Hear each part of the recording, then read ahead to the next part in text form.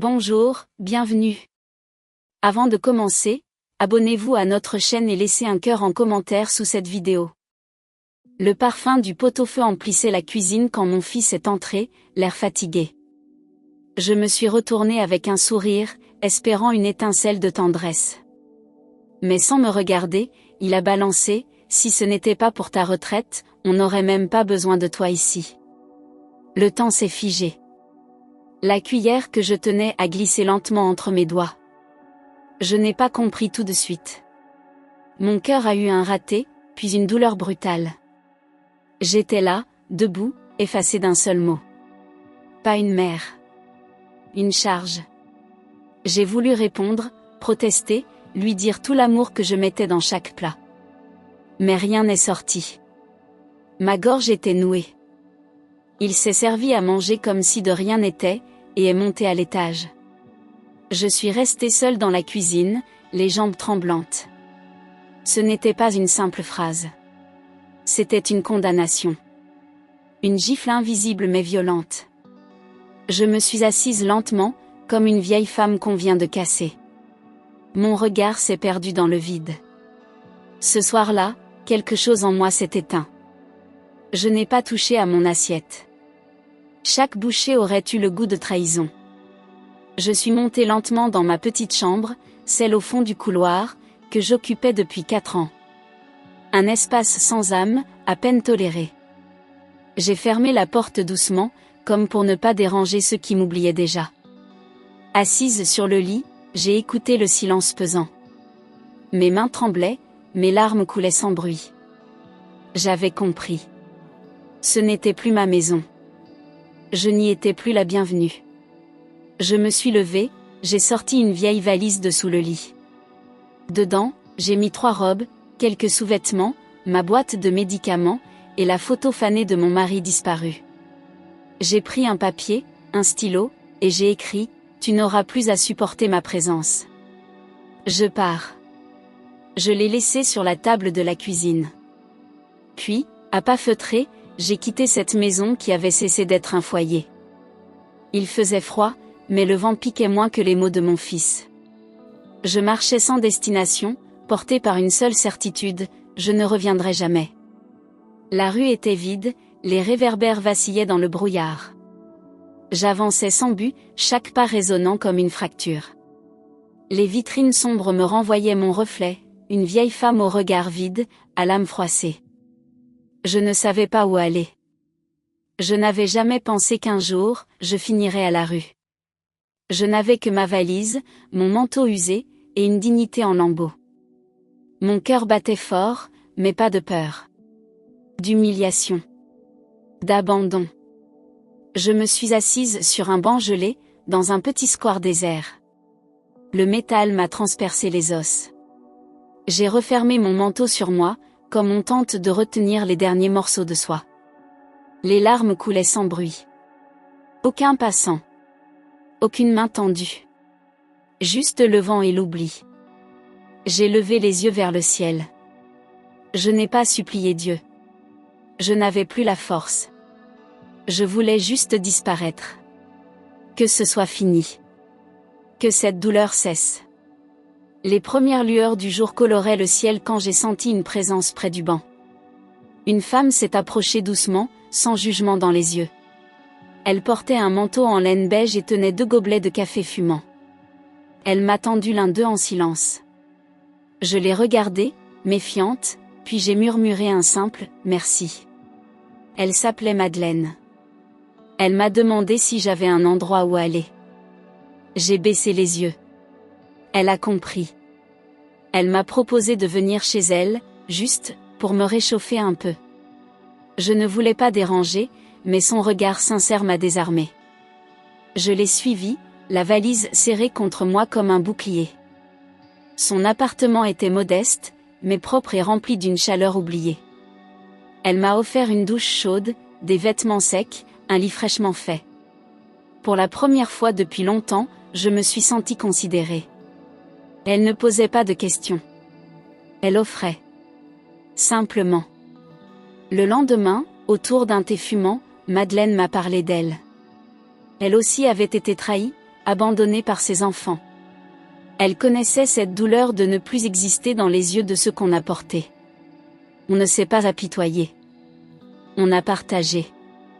Mot après mot, notre silence est devenu compréhension. Elle m'a parlé de son combat, une petite association qu'elle avait fondée, pour aider les femmes âgées rejetées par leurs proches. Elle y consacrait tout. Elle m'a proposé d'y passer, juste pour voir. Je n'ai pas répondu tout de suite. Mon cœur était encore en ruine. Mais j'ai accepté. Le centre se trouvait à 2 rues de là. Un lieu simple, rempli de photos, de coussins brodés et de regards fatigués. J'y ai vu des femmes comme moi, perdues, cabossées, mais encore debout. Un souffle nouveau est entré dans mes poumons. J'ai senti que peut-être, je n'étais pas encore totalement finie. Le lendemain, j'y suis retournée. Et le jour suivant aussi. Petit à petit, je me suis mise à aider, plier des draps, préparer le café, ranger les affaires. Personne ne m'y regardait de travers. Au contraire. On me disait merci. On me demandait mon avis. C'était étrange et bouleversant. Je redevenais quelqu'un. Pas une vieille encombrante, mais une présence utile. J'existais. Je participais. Je vivais. Un après-midi, une résidente m'a prise par la main et m'a dit « Tu as de la lumière en toi ». J'ai failli pleurer.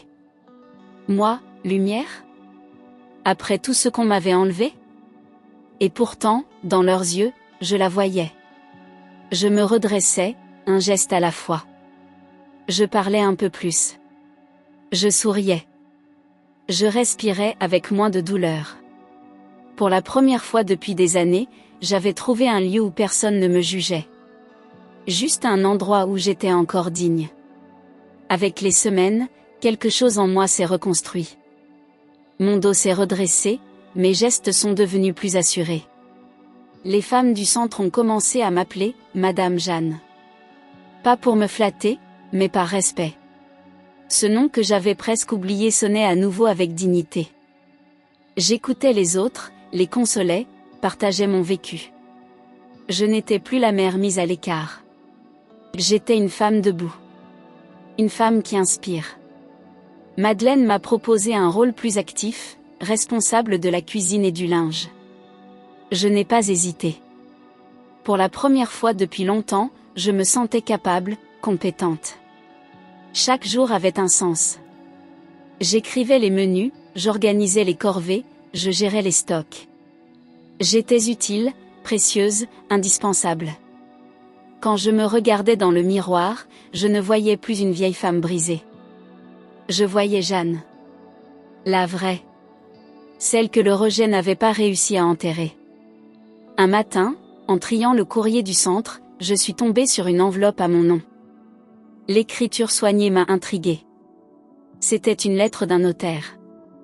Je l'ai ouverte avec prudence. À l'intérieur, on m'annonçait que Monsieur Delorme, un ancien voisin que j'avais aidé des années auparavant, m'avait légué une partie de sa fortune. J'ai cru à une erreur. Je me souvenais à peine de lui. Mais il avait tout prévu. Le testament était clair. C'était pour moi. Je me suis effondrée. Pas pour l'argent, mais pour la reconnaissance. Un homme seul, que j'avais simplement écouté, avait vu en moi une humanité que ma propre famille m'avait niée. Le notaire m'a expliqué que la somme était conséquente, plusieurs appartements, des économies, des placements. J'étais riche. Mais ce n'était pas ce qui comptait. Ce legs, c'était une preuve que j'avais de la valeur. Une preuve que je n'étais pas invisible. Une preuve que le bien revient, parfois, quand on ne l'attend plus. Avec Madeleine, nous avons discuté longuement. J'ai décidé d'investir une partie de cet héritage dans l'association. Nous pouvions agrandir les locaux, accueillir plus de femmes, offrir des soins. Mais une idée me hantait depuis des jours. Un immeuble était en vente, dans mon ancien quartier. Celui où vivait encore mon fils. L'idée m'a d'abord troublée. Puis je l'ai accueillie comme une évidence. Je l'ai acheté. Sans me nommer. par une société. Il ne savait rien. Il continuait sa vie, probablement sans se souvenir de moi. Mais moi, je me souvenais de tout. Je ne cherchais pas la vengeance. Je ne voulais pas lui faire du mal. Je voulais juste poser un miroir devant ses yeux. Qu'il voie ce qu'il avait perdu. Qu'il comprenne, un jour, que sa mère n'était pas une bouche inutile. Elle était une bâtisseuse. Et désormais, il vivait sous un toit que j'avais choisi pour lui. 3 mois après l'achat, j'ai demandé à l'agence immobilière d'envoyer les nouveaux contrats à tous les locataires de l'immeuble. Le loyer avait été ajusté au marché, les clauses révisées, et des travaux d'entretien étaient prévus. Rien de scandaleux. Mais pour mon fils, c'était une catastrophe. Il s'est indigné, a crié à l'injustice, s'est plaint à tout le voisinage. Il ne comprenait pas pourquoi le nouveau propriétaire imposait autant de changements. Il voulait une explication. Il a demandé un rendez-vous. Sans savoir que j'étais derrière cette porte. Le jour du rendez-vous, j'étais là, assise dans un fauteuil en cuir, droite, digne. J'avais demandé à Madeleine de rester avec moi. Quand la porte s'est ouverte et que mon fils est entré, son visage a blêmi. Il a compris aussitôt. Son regard est tombé sur moi comme un coup de couteau. Il est resté figé, les lèvres entr'ouvertes, incapable de parler. J'ai soutenu son regard sans trembler. J'étais prête. Il ne s'agissait pas de revanche. Il s'agissait de vérité. Et elle allait enfin se dévoiler. Il a refermé la porte lentement et s'est assis en face de moi, mal à l'aise. Sa voix tremblait quand il a commencé à parler. Il disait ne pas comprendre ses hausses, ses nouvelles règles. Il suppliait presque pour qu'on revoie les conditions. Pas une fois, il n'a mentionné ce qu'il m'avait dit, ni le fait que j'étais sa mère. Comme si tout pouvait être effacé. J'ai laissé chaque mot couler, sans l'interrompre. Il s'accrochait à l'argent. À son confort. Pas à moi. Pas à ce que j'avais vécu. Quand il a fini, j'ai pris une longue inspiration. Et j'ai dit calmement, je ne peux pas aider un homme qui a oublié que sa mère est un être humain. Il a baissé les yeux, enfin. Je l'ai regardé sans colère, mais avec la fermeté de toutes les douleurs accumulées. Il voulait négocier. Moi, je voulais qu'il entende. Mon silence avait été ma punition. Mes actes, ma réponse. Ce jour-là, il n'a pas eu ce qu'il cherchait. Mais peut-être, pour la première fois, il a entrevu ce qu'il avait perdu. Je me suis levée, lui étendu les documents, sans émotion. Il les a pris sans les lire, les mains moites. Je lui ai dit que tout était légal, juste, et qu'il pouvait accepter ou partir. Il a murmuré un merci étouffé, presque inaudible. Je n'ai pas répondu. Je n'avais plus de place en moi pour ces demi-mots. Il est sorti sans un regard. Et moi, je suis restée là, droite, brisée mais entière. Je venais de poser une frontière invisible entre nous. Une frontière qu'il avait lui-même bâtie. Je suis rentrée au centre en silence. Madeleine m'a serrée dans ses bras sans poser de questions. Elle savait. Ce soir-là, j'ai relu la lettre qu'il m'avait laissée le jour de mon départ. Elle était restée dans ma valise. Aucune excuse. Aucune tendresse. Seulement des reproches. J'ai pris une boîte d'allumettes et je l'ai brûlée dans la cheminée. Les flammes ont dévoré chaque mot avec une lenteur presque solennelle. Je tournais une page. Pas pour l'oublier. Mais pour ne plus jamais permettre qu'on m'efface. Quelques semaines plus tard, j'ai appris par l'agence que mon fils et sa famille avaient quitté l'appartement. Ils n'avaient pas pu assumer les nouvelles conditions. Ils étaient partis du jour au lendemain, sans prévenir, sans laisser d'adresse. Le vide qu'ils ont laissé derrière eux n'était pas matériel. C'était une absence lourde, pleine de non-dits. Un soir, en rentrant au bureau, j'ai trouvé une lettre glissée sous la porte. Elle portait mon prénom, tracé d'une écriture nerveuse. C'était de lui.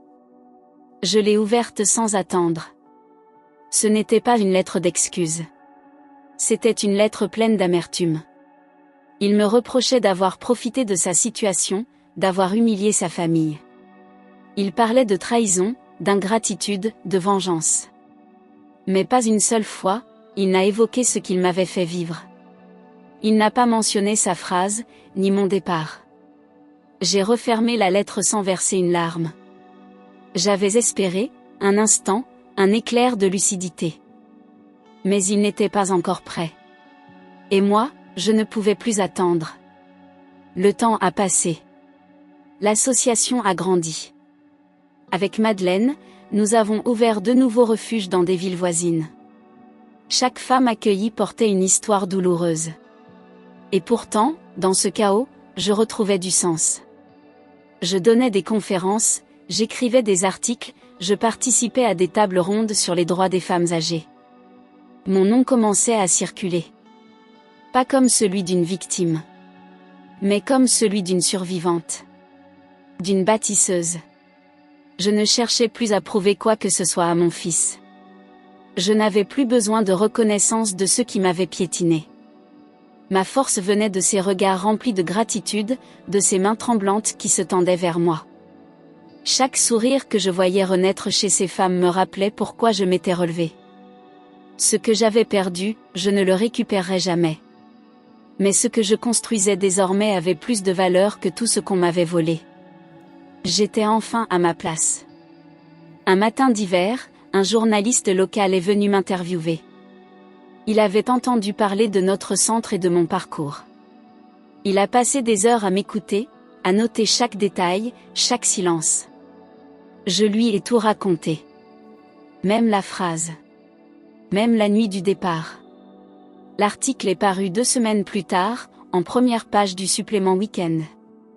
Mon visage, ridé mais serein, y apparaissait en noir et blanc. Le titre disait « La femme que personne n'a su retenir ». Je ne m'attendais pas à l'impact que cela aurait.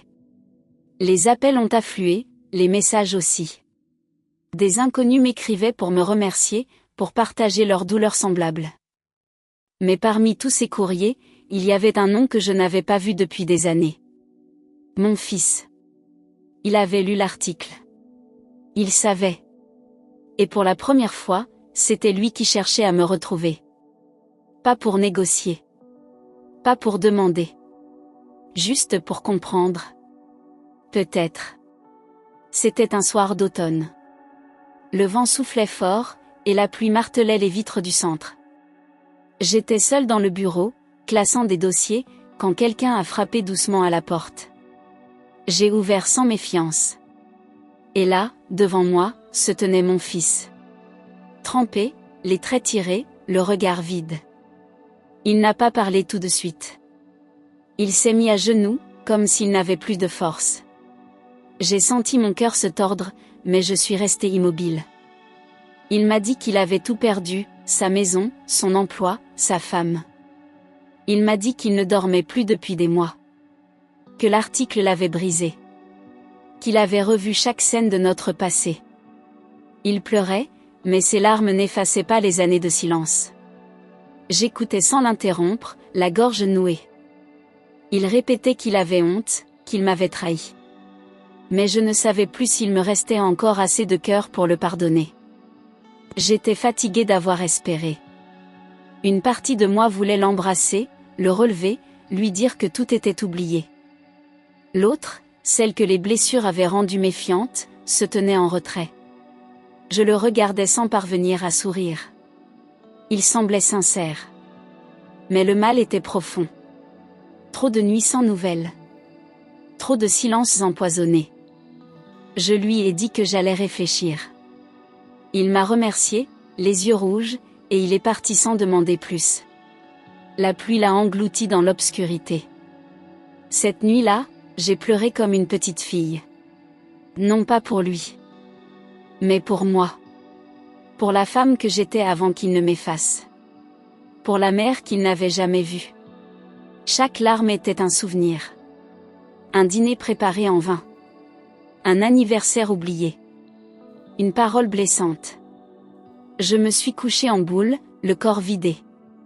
Pardonner, c'est facile à dire. Mais vivre avec les éclats encore plantés dans la peau, c'est autre chose. Je ne savais pas si je pouvais. Le lendemain, très tôt, je me suis levée et j'ai pris un stylo. J'ai écrit une lettre. Ce n'était pas une lettre de réconciliation. Ni de colère. C'était une lettre de vérité. Je lui ai raconté mon départ, la solitude, le froid, la honte. Je lui ai parlé des nuits à pleurer sans bruit, de cette valise préparée dans le silence, de cette soupe salée de larmes. Je lui ai dit qu'on ne revient pas si facilement.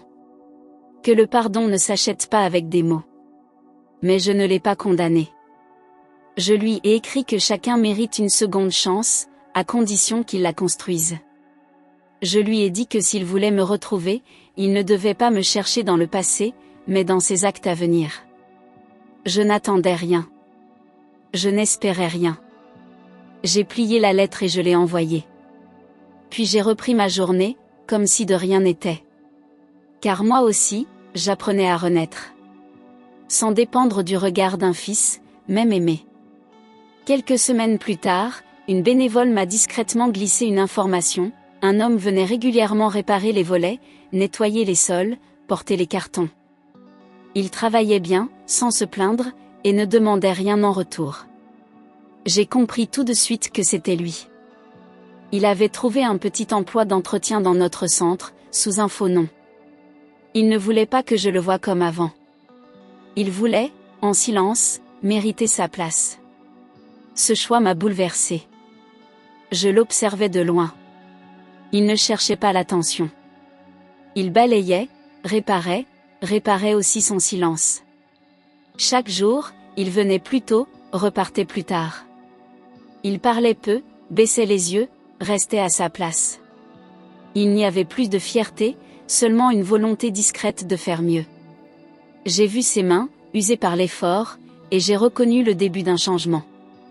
Il ne me demandait plus pardon. Il me le montrait.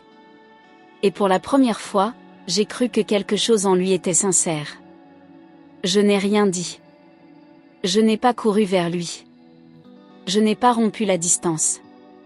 J'avais besoin de le voir aller jusqu'au bout.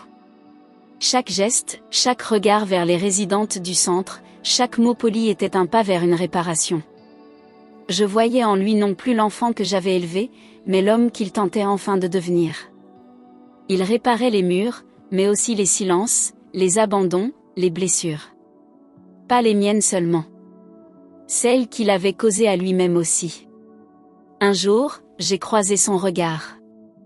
Il a souri doucement, sans s'approcher. Ce sourire n'était pas une demande, ni un appel. C'était un remerciement muet. Une reconnaissance du temps laissé. Je lui ai répondu par un léger hochement de tête. Pas encore un pardon. Mais une ouverture. Une faille dans le mur. J'apprenais à le regarder autrement. Pas comme le fils qui m'avait rejeté. Mais comme l'homme qui, peut-être, savait maintenant aimer autrement. À la fin de l'année, nous avons organisé une grande assemblée au centre. Tout le monde était là, les bénévoles, les femmes accueillies, les partenaires. J'ai préparé un discours pour parler du parcours de l'association. Mais au moment de prendre la parole, j'ai posé mes notes. J'ai levé les yeux vers lui, au fond de la salle. Et je l'ai appelé sur scène. La salle a murmuré, surprise. Lui, il est resté figé, puis s'est avancé, lentement. Je l'ai regardé en silence, puis j'ai raconté notre histoire. Pas pour l'accuser. Pour montrer qu'un homme peut changer. Qu'un cœur fermé peut s'ouvrir, qu'une blessure peut devenir force. Il s'est mis à pleurer, et moi aussi. Nous étions là, face à face, devant tous, mais seuls dans cet instant. Je l'ai pris dans mes bras. Ce n'était pas un oubli. C'était une guérison. Et toute la salle s'est levée pour applaudir. Ce jour-là, quelque chose s'est réparé. Pour lui. Pour moi.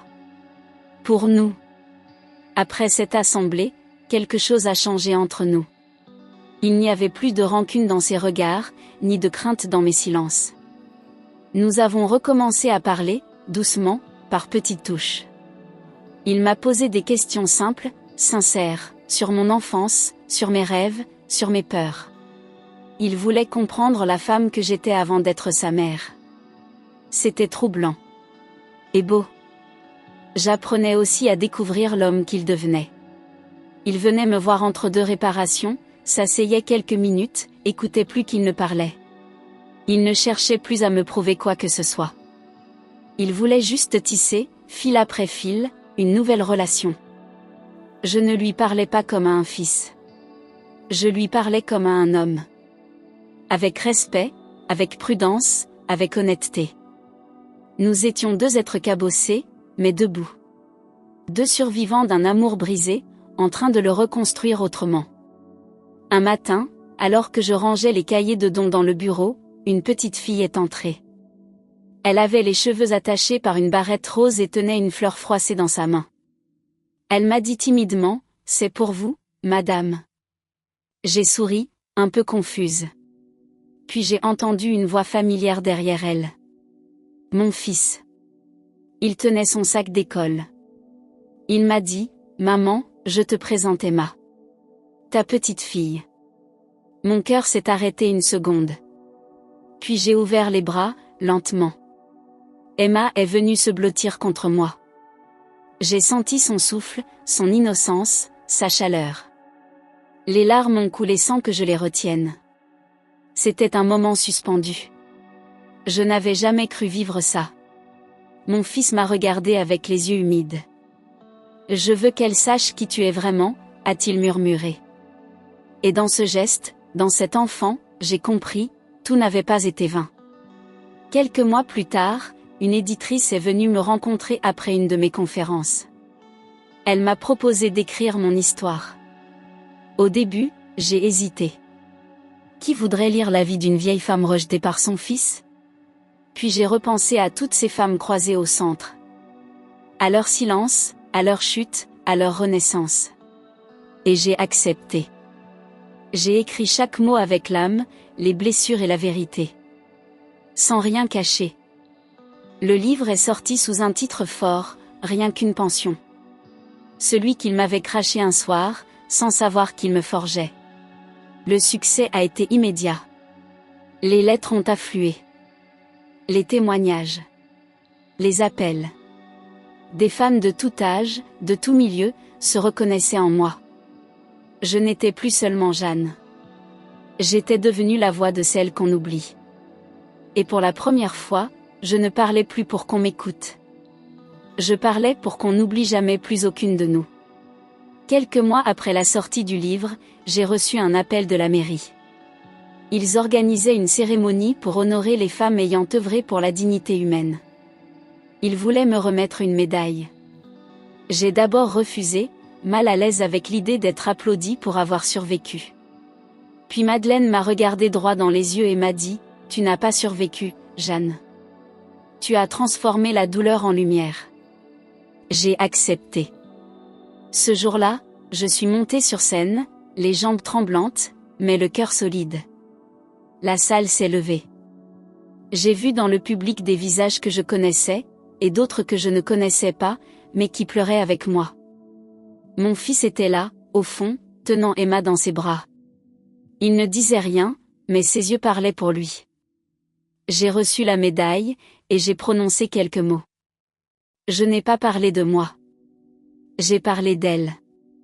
De toutes celles qui, comme moi, avaient été réduites au silence. Et dans ce silence, j'ai trouvé une force qui ne me quitterait plus jamais.